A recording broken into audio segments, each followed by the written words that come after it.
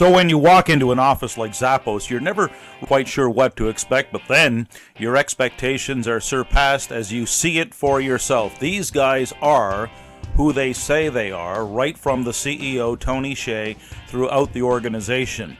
We had a chance to speak one-on-one with culture evangelist John Wolski, and we started by asking John what are the 3 insights that he could share that deeply connect culture to brand. So I think it would be, the big one is that really your culture is your brand, or your brand is your culture. You shouldn't be putting out one branding image or message in your marketing and then living something completely different. So your culture really is kind of a bigger part of your business. Our CEO says that your brand and your culture are 2 sides of the same coin. Yeah, it was a year-long process for us when we realized that we had to define and really codify what was our brand and what made it successful. And it was the people. We then had to ask all the people what values and behaviors are behind our brand and what makes Zappos Zappos. So we got a lot of input from our 345 people at the time, pared it down to a list of 37 common themes, and then we re-released that to the entire company to say, are we going in the right direction? Have we drastically changed the context of your thoughts? And got everybody to sign off on that. So from that list of 37, we then said, okay, let's make this really actionable and palatable.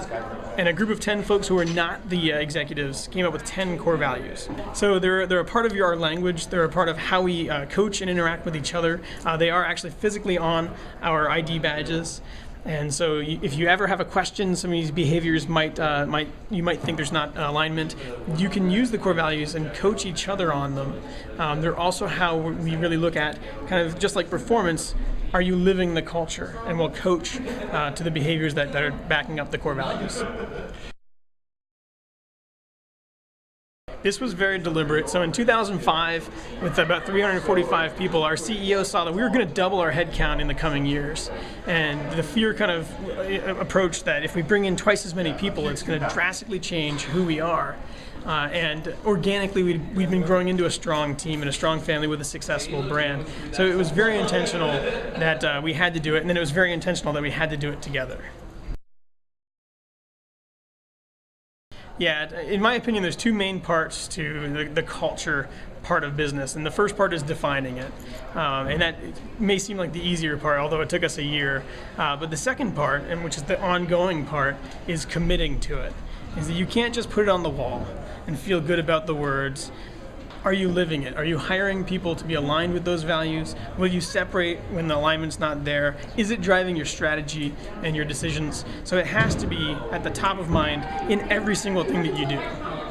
And right here from the HQ in Las Vegas, everyone is treated the same way. Tell us about the onboarding process. Yeah, we've got a four-week new hire training process. And so we don't call it call center training. Doesn't matter which department you're coming into, doesn't matter what position, or I like to say who you think you are. You go through the same 4 weeks and you learn a lot about the culture, and not to train you on it, but to say this is what you get to be a part of.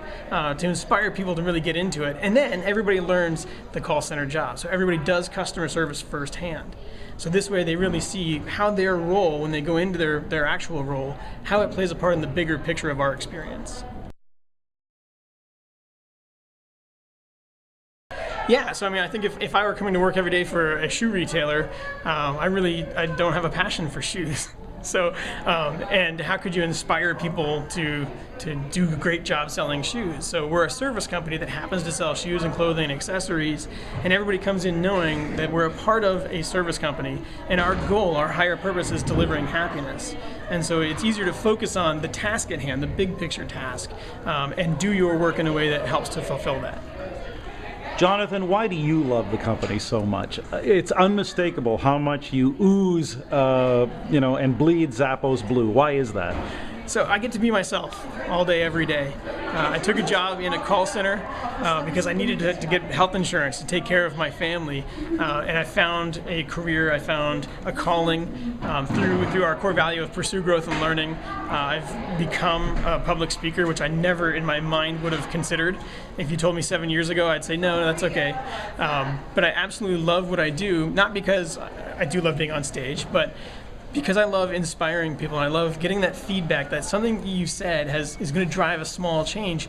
And when you drive a small change, you end up driving big change. So essentially, I get to like change the world and be myself while I do it.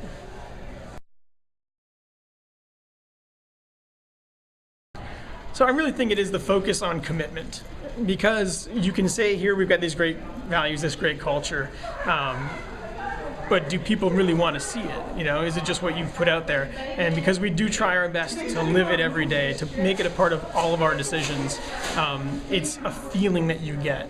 And so for us internally, it's a reminder that we're doing things that are different and that's special. And so it's kind of a neat reminder. But I think it really is because there's actually a feeling here.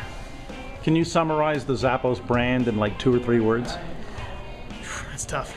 So, I mean, really, obviously, to live and deliver wow for the customer experience, for vendors, for each other. And I would actually say just in one word, the Zappos brand is wow.